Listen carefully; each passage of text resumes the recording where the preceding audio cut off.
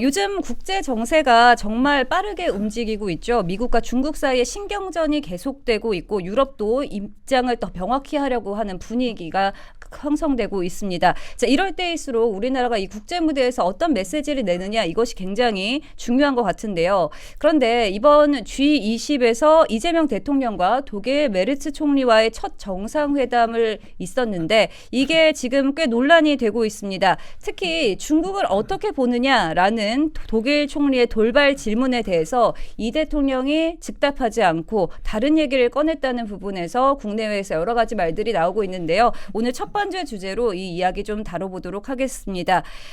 먼저 이제 독일 총리가 중국 얘기를 꺼냈는데 이 대통령이 바로 대답하지 않고 한일 관계 같은 다른 얘기를 했다. 이 부분에서요. 단순한 외교적 표현이라고 보기엔 좀 애매하다라는 지적이 있습니다. 이걸 전략적인 침묵으로 봐야 할지 아니면 그냥 말을 돌린 걸로 봐야 될지 어떻게 좀 해석하십니까?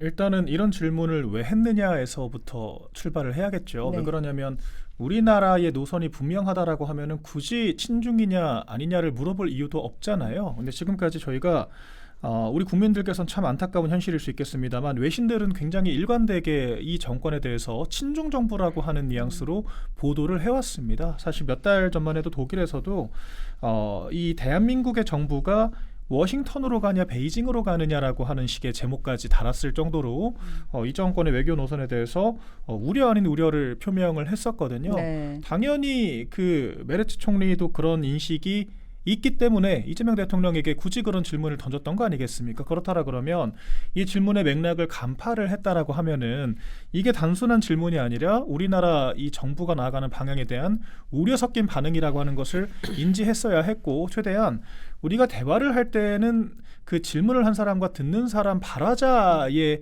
이 취지에 맞게 하는 것이 또 관계의 방식 중에 하나잖아요. 그럼 좀 그런 우려를 불식할 수 있을 만한 답변이 나왔어야 했다라고 생각을 하는데 말씀하신 것처럼 말을 돌렸다라고 하는 평가들을 지금 받고 있죠. 그렇기 때문에 메르츠 총리 입장에서는 대한민국 이재명 정권은 친중 정권이 맞나 보다라고 하는 인식을 굳히게 되지 않았을까라고 결과적으로 생각이 됩니다. 네. 또한 그런 것들이 이 독일이라고 하는 이 유럽 사회에서 이 수장에 거의 위치해 있다라고 하는 중요한 국가와의 관계에 과연 긍정적으로 작용할 것이냐라고 묻는다라고 하면은 그렇지 않을 것이다라고 답변하는 게 맞다라고 생각이 됩니다. 네, 말씀처럼 독일 입장에서는 이 한국이 중국에 대해서 어떤 스탠스를 가지고 있냐 이런 의미로 물어봤을 것 같은데 즉답을 피하면서 네. 오히려 한국 외교의 투명성이 떨어졌다 이런 지적도 있거든요. 이게 이제 요즘 젊은이들이 가장 싫어하는 게 회피형 인간입니다. 이게 뭔가 대답이나 문제가 있으면 회피하는 사람을 가장 싫어해요. 그러니까 모르면 모른다고 얘기를 하는데 대통령으로서 모른다고 얘기할 수는 없을 테니까 전혀 질문과 지금 다른 얘기를 한 것입니다. 우리나라에도 중국인 분들이 많이 들어와가지고 각종 사회 문제가 발생하고 있는 것처럼 독일 내부에도 그런 문제가 많이 발생하고 보도도 많이 되고 있거든요. 네. 작년에는 독일에서 중국인들 인신매매라는 게 아직도 있습니다. 인신매매 깽단이 수십 명이 잡힌 사례도 있었고 네. 또 얼마 전에는 9월달에 조국 내 그 독일 내에 그 중국인 관련 스파이, 산업 스파이가 잡혀서 징역형을 선고받고 이런 보도도 좀 있었습니다. 타임즈에서도 보도가 나고 했는데 그런 것 때문에 이런 걸 다각적으로 단순히 외교적인 힘의 논리가 아니라 자국 내에 있는 혹시 이민자들의 독일이라는 나라는 그 유럽과 관련된 이민자들에 대해 정책은 거의 완료가 됐는데 이 중국인들을 아직 정착하지 못한 늦은 이민자로 보면서 한국은 무비자 입국도 허용을 했으니까 무슨 문제가 없냐. 사실 그런 문제로 접근해도 대답은 충분히 할 수가 있거든요. 국가 간의 문제뿐만 아니라 그냥 이러한 포용 정책으로 가겠다라고 할 수 있는데 아예 딴소리를 하고 있으니까 좀 정말 이해가 되지 않는 그러한 장면이었어요. 예. 네. 그런데 또 일각에서는 이 대통령이 일부러 이 전략적 모호성을 유지하려 한 거 아니냐 이렇게 옹호하는 주장도 나오고 있습니다. 하지만 동맹국 입장에서 보자면요. 이런 모호한 답변은 결국 신뢰를 흔들리게 할 수밖에 없다 이런 비판도 나오고 있는데요. 이번 일로 독일 더 넓게 보면 이 서방 나라들에서 한국은 도대체 어느 쪽에 서 있는 건지 한국 외교 좀 불확실한 거 아니냐 이런 의구심이 커질 가능성도 좀 나오고 있거든요. 그렇죠. 왜냐하면 대화하는 대상이 기본적으로 친중 노선에 대해서 경계를 하는 이제 국가라고 한다면 그에 맞는 답변을 주는 것이 맞았다라고 생각을 하고요. 이 전략적 모호성이라고 하는 것도 굉장히 과도한 포장지라고 생각을 합니다. 왜 그러냐면 지금까지 전혀 모호하지 않았습니다.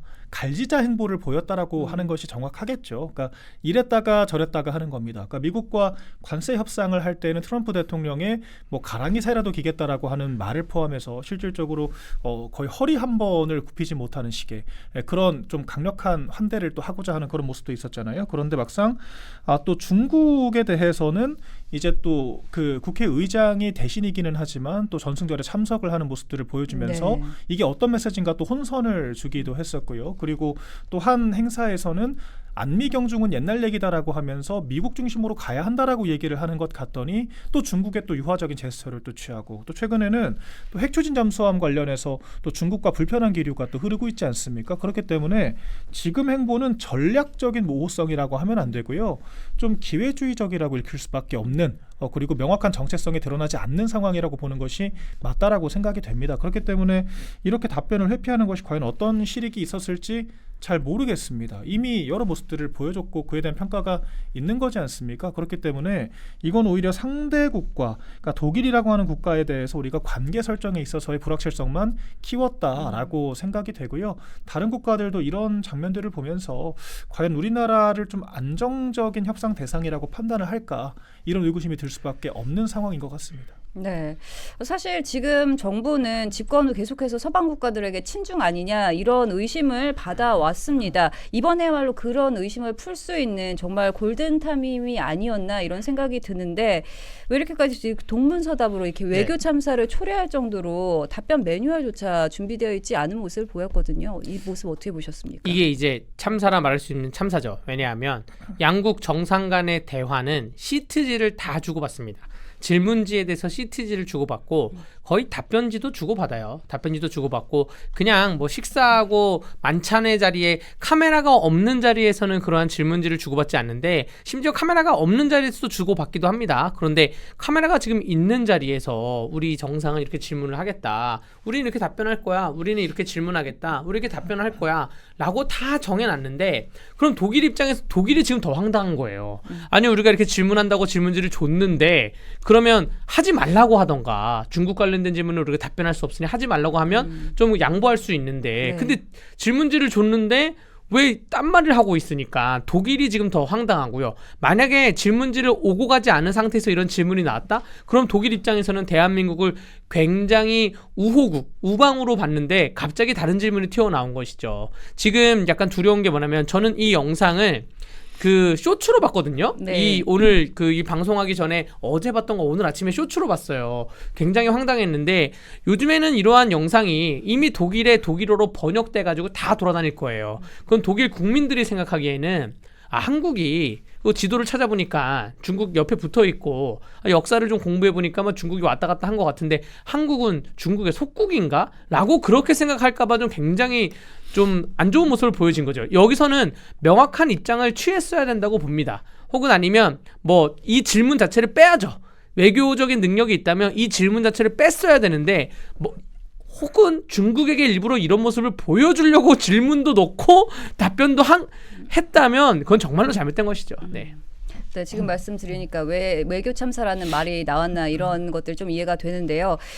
중국 관련 답변을 피한 것도 그렇지만 또 한 가지 논란이 된 게 있습니다. 이재명 대통령이 갑자기 독일 총리에게 통일 얘기를 꺼내서 이 통일 노하우를 물어봐서 이것 또한 좀 논란이 되고 있는데요. 지금 사실상 이재명 정권에서 대북 정책이 두 국가론에 무게를 두고 있는 상황에서 이게 통일에 대해서 물어봤다. 이게 정책적 일관성이 없는 좀 뜬금포지 않나 이런 지적도 나오거든요. 네, 맞습니다. 왜냐하면은 동독과 서독은 분리되어 있기는 했지만 거의 같은 국가처럼 오랜 시간 교류를 이어갔거든요. 그런데 교류만 한 것이 아니라 더 정확히는 이 서독에서 동독에게 유화책을 펼침으로써 좀 서독에 감화될 수 있는 환경을 만들었다라고 보는 것이 정확한 해석일 것 같습니다. 네. 그리고 이 우리나라의 이 그 북한 인권법이라고 하는 게 있잖아요. 그래서 북한 인권 관련된 그런 보고서를 매년 발간하도록 이 법률에 규정이 되어 있기 때문에 저희 윤석열 정권 때는 매년 발간을 했었습니다. 그런데 이재명 정권 출범하자마자 발간하지 않겠다라고 이야기를 했거든요. 그런데 이 서독은 동독에 교류만 한 것이 아니라 서독도 동독 관련 인권법을 만들었었습니다. 그래서 동독 내에서 자행되는 여러 가지 이런 비인권적인 행위들과 범죄 행위들에 대해서 일일이 서독이 다 기록을 했거든요. 어떤 의미가 있냐?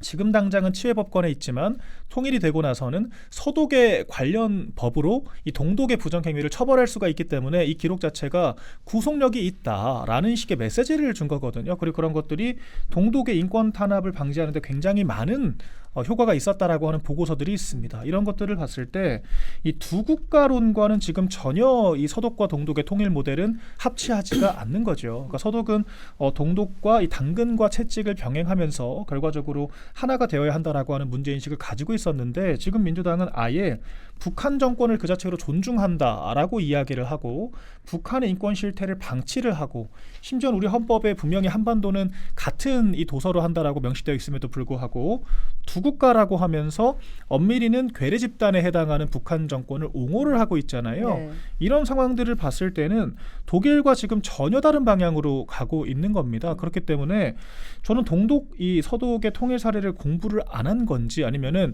알면서도 그저 뭐 화제 전환용으로 이상한 질문을 던진 건지는 알 수 없겠습니다만 전혀 애티튜드가 맞는 질문이 아니었다라고 생각을 합니다. 그리고 지금 정권의 노선은 통일과 전혀 거리가 먼 방향으로 가고 있어요. 심지어는 이 두 국가론이 왜 위험하냐면 북한 정권이 무너져서 통일이 임박한 그러니까 북한 주민들이 우리나라에 흡수될 수밖에 없는 영토와 함께 그런 상황이 도래했을 때도 우리가 다른 국가라고 선을 그어 놓게 되면은요 중국의 영향력이 커질 수밖에 없는 거거든요. 그렇기 때문에 흡수 통일을 가정하거나 아니면 우리가 평화적인 통일을 가정하거나 두 가지 모든 시나리오를 따져보더라도 지금 정권의 방법론은 도저히 이 어떤 과거 사례도 없을 뿐더러 효과적인 방식이 아니다라고 하는 지적이 있을 수밖에 없는 겁니다. 그렇기 때문에 이 정권을 이렇게 상대 정상을 만나서 농담 따먹기 식으로 질문을 던질 게 아니라 좀 체계적인 과거 사례들을 스터디를 하고 좀 전략을 수립해서 대북 정책을 짜는 것이 맞지 않을까라고 하는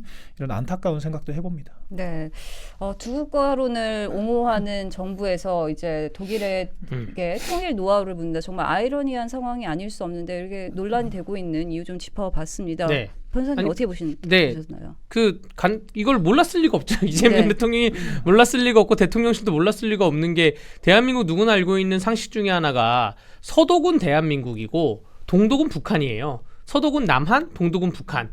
근데 동독이 서독에 흡수 통일됐거든요. 그게 왜냐면 동독 경제가 북한처럼 이렇게 공산주의로 가다 보니까 사회주의로 가다 보니까 경제 체제가 붕괴돼 가지고 근데 서독과 동독은 그 당시에 양국 정상이 8번 왔다 갔다 거렸고 일반 국민들도 통행증이 있으면 왔다 갔다 거릴 수 있었어요. 그래서 야 저기 자유진영 시장 경제주의에 갔다 오니까 쟤네는 막 전자레인지도 있고 막 가스가 들어오고 막 잘 산다라고 해가지고 민중 봉기가 약간 일어나가지고 베를린 장벽 무너지면서 흡수 통일이 된 건데 이러한 통일의 과정을 이재명 대통령이 모르진 않을 거라 생각합니다. 모른다면 간첩이죠. 모르지 않는다 생각하고 이걸 알고 있음에도 질문을 했으면 본인 정책하고 굉장히 상반된 질문이고 만약에 독일 총리가 거기에 답변으로 야 흡수 통일해 우리 흡수 통일했어 그러면 뭐라 답변했을 겁니까? 그런 생각이 들면서 자 이제 대한민국은 앞으로 모든 외교에서 뭐 G20이건 뭐 G7이건 모든 외교에서 그 문제점이 봉착한 게 뭐냐면 다른 나라에 있는 정상들도 중국에 관련해서 물어볼 거예요.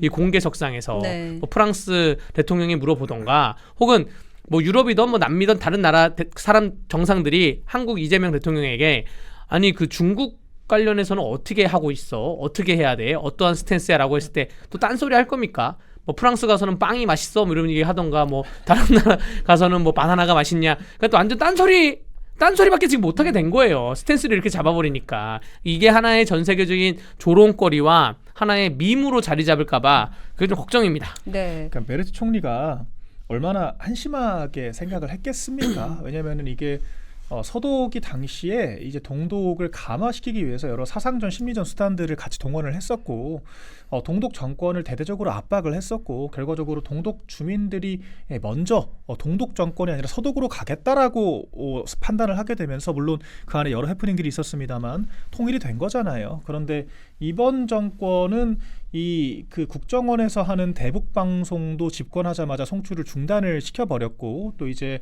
그 우리나라 이 남한의 우월성을 알릴 수 있는 그런 삐라 대북 전단 같은 것들도 탈북 단체들을 압박을 해서 중단을 또 시켰고 대북 확성기, 그러니까 K-팝 같은 거 틀면서 이 북한 주민들로 하여금 이 우리나라 문화의 우월성을 알릴 수 있는 이 심리전 수단 같은 것들 자체적으로 중단을 하지 않았습니까? 그러면서 대체 무슨 명목으로 이 어떤 서독 동독의 모델을 가지고 통일을 하겠다라고 자문을 구하는 척하는 건지 굉장히 안타깝다라고 하는 생각이 다시 한번 듭니다. 네, 우리나라가 국제사회에서 어떤 스탠스를 취할지 지금부터라도 좀 확실히 하는 게 중요할 것 같은데요.